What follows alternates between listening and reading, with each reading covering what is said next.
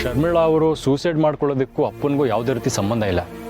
ಅಷ್ಟಕ್ಕೂ ಅವ್ರು ಸೂಸೈಡ್ ಮಾಡ್ಕೊಳ್ಳೋದಕ್ಕೆ ಅವ್ರಿಗೆ ಏನು ಪ್ರಾಬ್ಲಮ್ ಇತ್ತೋ ಏನೋ ಯಾರಿಗೆ ಗೊತ್ತು. ಯಾರು ಹೇಳಿದ್ದು ಶಾರ್ವರಿ ಅಕ್ಕ ಆತ್ಮಹತ್ಯೆ ಮಾಡ್ಕೊಂಡ್ಲು ಅಂತ?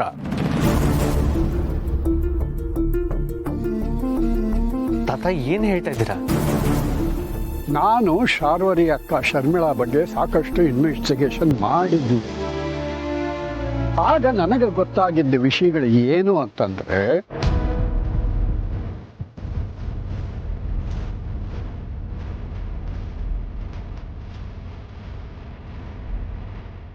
ನಿಮ್ಮ ಇನ್ವೆಸ್ಟಿಗೇಷನ್ ಪ್ರಕಾರ ಶರ್ಮಿಳಾ ಬಾಡಿ ಸಿಕ್ಕಿಲ್ಲ, ಹಾಗಾದ್ರೆ ಅವರು ಸತ್ತಿಲ್ಲ ಅಂತ ಆಯ್ತು. ಅಂದ್ರೆ ಅವ್ರು ಇನ್ನೂ ಬದುಕಿರ್ಬೋದಾ? ಬದುಕಿರಬಹುದು ಅಥವಾ ಇಲ್ಲದೇನೂ ಇರಬಹುದು.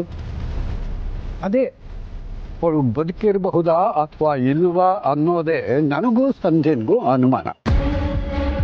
ಅವ್ರ ಬಾಡಿ ಸಿಕ್ಕಿಲ್ಲ ಅಂದಮೇಲೆ ಅವ್ರು ಬದುಕಿರೋ ಚಾನ್ಸಸ್ ಕೂಡ ಇದೆ ಅಲ್ವಾ?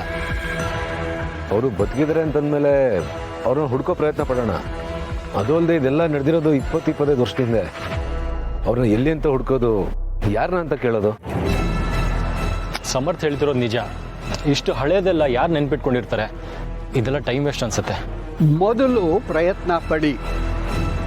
ನಿಮ್ಮ ಪ್ರಯತ್ನಕ್ಕೆ ಫಲ ಸಿಕ್ಕಿ ಒಂದು ವೇಳೆ ಶರ್ಮಿಳಾ ನಿಮಗೆ ಸಿಕ್ಕಿದ್ರೆ ಆಗ ಶಾರ್ವರಿ ಆಟಕ್ಕೆ ಅಂತ್ಯ ಹಾಡಬಹುದು.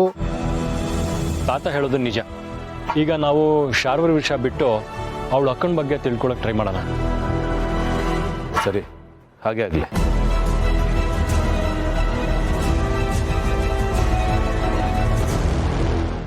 ನೋಡಿದ್ರ ಕತೆ ಹೇಗೆಲ್ಲ ತಿರುವು ತಗೋತಾ ಇದೆ. ಇಷ್ಟು ದಿನ ಶಾರ್ವರಿನ ಹುಡುಕ್ತಾ ಇದ್ವಿ, ಇವಾಗ ಅವ್ರ ಅಕ್ಕನ ಹುಡುಕ್ತಿದ್ವಿ. ತಾತ ಹೇಳ್ತಿರೋದು ಕರೆಕ್ಟಾಗೇ ಇದೆ. ಆ ಶರ್ಮಿಳಾ ಅನ್ನೋರು ಬದುಕಿದ್ದು ಅಕಸ್ಮಾತ್ ಆಗಿ ನಮ್ಮ ಕೈಗೆ ಸಿಕ್ಕಿದ್ರೆ ಈ ಪ್ರಾಬ್ಲಮ್ಸ್ ಎಲ್ಲ ಸಾಲ್ವ್ ಆಗುತ್ತೆ. ಹುಡ್ಕೋಣ, ಸಾಧ್ಯವಾದಷ್ಟು ಹುಡ್ಕೋಣ. ಹಾಗಂತ ಸುಮ್ಮನೆ ಓಡಾಡಿದ್ರೆ ಏನು ಪ್ರಯೋಜನ ಇಲ್ಲ. ಇದಕ್ಕೆಲ್ಲ ಸರಿಯಾಗಿ ಪ್ಲಾನ್ ಮಾಡಬೇಕು. ಪ್ಲಾನ್ ಮಾಡಿ ನಾವು ಅವ್ರನ್ನ...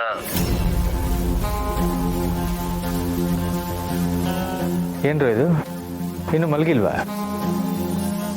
ಸಮರ್ಥ್ ಏನೋ ಮಾತಾಡ್ತಿದ್ದ, ಏನೋ ಪ್ಲಾನ್ ಅಂತೇನೋ ಹೇಳ್ತಾ ಇದ್ದ. ಅಪ್ಪ, ಅದು ಶಾರ್ವರಿಯಿಂದ ಯಾವುದೇ ರೀತಿ ಆಫೀಸಲ್ಲಿ ಸಮಸ್ಯೆ ಆಗಬಾರ್ದು ಅಂತ ಹೇಳ್ತಿದ್ವಪ್ಪ. ಅದ್ರ ಬಗ್ಗೆನೇ ಮಾತಾಡ್ಕೋತಿದ್ವಿ. ನಮ್ಮ ಪ್ಲ್ಯಾನ್ಸ್ ಎಲ್ಲ ಕರೆಕ್ಟಾಗಿರಬೇಕು, ಪ್ರತಿಯೊಂದು ಪ್ರಾಜೆಕ್ಟ್ಸ್ನ ಕರೆಕ್ಟಾಗಿ ಎಕ್ಸಿಕ್ಯೂಟ್ ಮಾಡಬೇಕು ಅಂತ ಸಮರ್ಥ್ ಹೇಳ್ತಿದ್ದ. ಸರಿ ಅಪ್ಪ, ಮಧ್ಯರಾತ್ರಿ ಆಗಿದೆ, ಇನ್ನೂ ಯಾಕೆ ನೀವು ಮಲಗಿಲ್ಲ? ಯಾಕೋ ಗೊತ್ತಿಲ್ಲ, ನಿದ್ದೆ ಬರಲಿಲ್ಲ, ಸುಮ್ಮನೆ ಹಾಗೆ ಓಡಾಡ್ತಾ ಇದ್ದೆ. ಎಚ್ಚರಿಕೆಯಿಂದ ಇರಿ ಅಂತ ನೀವು ನಮಗೆ ಹೇಳ್ತೀರಾ. ನೀವು ಇದನ್ನೆಲ್ಲ ಮರೆತು ಆರಾಮಾಗಿರಿ, ನೆಮ್ಮದಿಯಾಗಿ ಹೋಗಿ ನಿದ್ದೆ ಮಾಡಿ. ನೀವು ಈ ರೀತಿ ನಿದ್ದೆಗೆಟ್ರೆ ಆರೋಗ್ಯ ಹಾಳಾಗತ್ತೆ. ನೀವು ಅಮ್ಮ ಚೆನ್ನಾಗಿದ್ರೆ ನಮಗೆ 100 ಆನೆ ಬಲ ಸಿಗ್ದ ಹಾಗೆ. ದಯವಿಟ್ಟು ನಿಮ್ಮ ಆರೋಗ್ಯದ ಕಡೆ ಗಮನ ಕೊಡಪ್ಪ.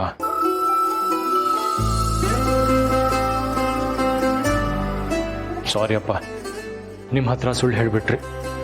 ಈ ವಿಷಯನ ನಿಮ್ಮಿಂದ ಮುಚ್ಚಿಡ್ಬೇಕಾಗಿದೆ. ಇದನ್ನೆಲ್ಲ ನಿಮ್ಗೆ ಹೇಳಿಬಿಟ್ರೆ ನೀವಿನ್ನೂ ಗಾಬರಿ ಆಗೋಗ್ತೀರ.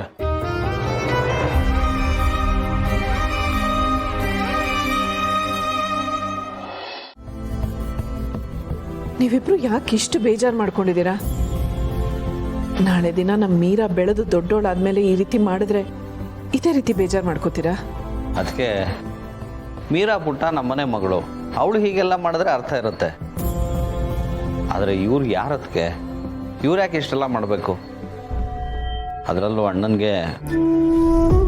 ನನಗೆಲ್ಲ ಅರ್ಥ ಆಗತ್ತೆ ಮಹೇಶ್ ಅವರೇ. ನಾನೇ ಇದನ್ನೆಲ್ಲ ನೋಡ್ಕೊಂಡು ಸುಮ್ಮನೆ ಇದ್ದೀನಿ. ನೀವಿಬ್ರು ಯಾಕೆ ಇಷ್ಟು ಬೇಜಾರು ಮಾಡ್ಕೋತಾ ಇದ್ದೀರಾ? ಅದೇ ನನಗೆ ಗೊತ್ತಾಗ್ತಿಲ್ಲ ತುಳಸಿಯವರೇ. ಇಷ್ಟೆಲ್ಲ ನೋಡಿನೂ ನೀವು ಹೇಗೆ ಸುಮ್ಮನಿದ್ದೀರಾ? ಇಷ್ಟು ದಿನ ನೀವು ಮಾಡ್ತಿದ್ದ ಕೆಲಸಗಳನ್ನ ಅವ್ರು ಇನ್ಯಾರೋ ಮಾಡ್ತಾರೆ ಅಂದರೆ ಅದನ್ನು ನೋಡ್ಕೊಂಡು ಸಹಿಸ್ಕೊಳಕ್ಕಾಗತ್ತಾ? ನನಗೆ ನಿಮ್ಮ ಜಾಗದಲ್ಲಿ ಬೇರೆ ಯಾರನ್ನೂ ನೋಡೋಕೆ ಇಷ್ಟ ಇಲ್ಲ ತುಳಸಿಯವರೇ. ಮಾಧವ್ ಅವರೇ, ಇಷ್ಟು ಚಿಕ್ಕ ವಿಷಯನ ಯಾಕೆ ಅಷ್ಟು ದೊಡ್ಡದಾಗಿ ಯೋಚನೆ ಮಾಡ್ತಾ ಇದ್ದೀರಾ? ರಾಧಾ ಅವ್ರಿಗೆ ಇದ್ಯಾವುದು ಅರ್ಥನೇ ಆಗಲ್ಲ.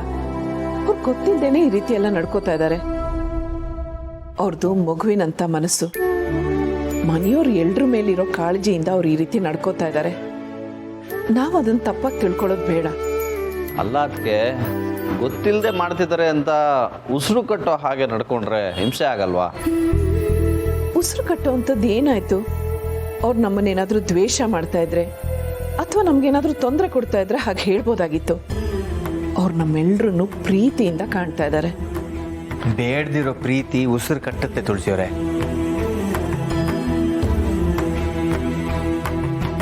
ಮಾಧವ್ ಅವರೇ, ನಿಮಗೆ ನನ್ನ ಮೇಲೆ ಎಷ್ಟು ಪ್ರೀತಿ ಇದೆ ಅಂತ ನನಗೆ ಗೊತ್ತು. ನಾನು ನಿಮಗೋಸ್ಕರ ಮಾಡಬೇಕಾಗಿರೋ ಕೆಲಸನ ರಾಧಾ ಅವ್ರು ಮಾಡಿದಾಗ ನಿಮ್ಮ ಮನಸ್ಸಿಗೆ ಈ ರೀತಿ ನೋವಾಗೋದು ಸಹಜ. ಆದರೆ ರಾಧಾ ಅವರು ನನ್ನ ಜೀವನ ಉಳಿಸಿದ್ದಾರೆ. ಅಷ್ಟೇ ಅಲ್ಲ, ಮಗು ಜೀವನ ಉಳಿಸಿ ನಮ್ಮ ಮನೆ ನೆಮ್ಮದಿನ ಕಾಪಾಡಿದ್ದಾರೆ. ಈಗ ನಾವೆಲ್ಲರೂ ಅವ್ರ ಋಣದಲ್ಲಿದ್ದೀವಿ. ಅವರು ಬೇಗ ಚೇತರಿಸ್ಕೋಬೇಕು. ಅದಕ್ಕೆ ನಮ್ಮೆಲ್ಲರ ಸಹಾಯನೂ ಬೇಕು. ಅವ್ರು ಈ ರೀತಿ ನಡ್ಕೋತಾ ಇದ್ದಾರೆ ಅಂತ ನಾವೆಲ್ಲರೂ ತಾತ್ಸಾರ ಮಾಡಿದ್ರೆ ಅವರು ನಿಜವಾಗ್ಲೂ ಗುಣ ಆಗಲ್ಲ. ಎಲ್ಲ ಸರಿ ತುಳಸಿಯವರೇ, ಆದರೆ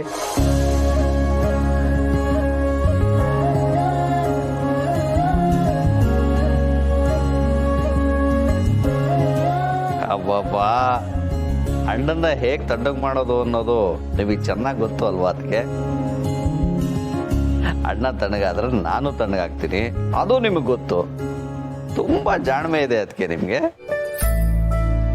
ಜಾಣ್ಮೆ ಮಾತ್ರ ಅಲ್ಲ, ಎಲ್ಲನೂ ಅರ್ಥ ಮಾಡ್ಕೊಳ್ಳೋ ಬುದ್ಧಿವಂತಿಕೆನೂ ಇದೆ.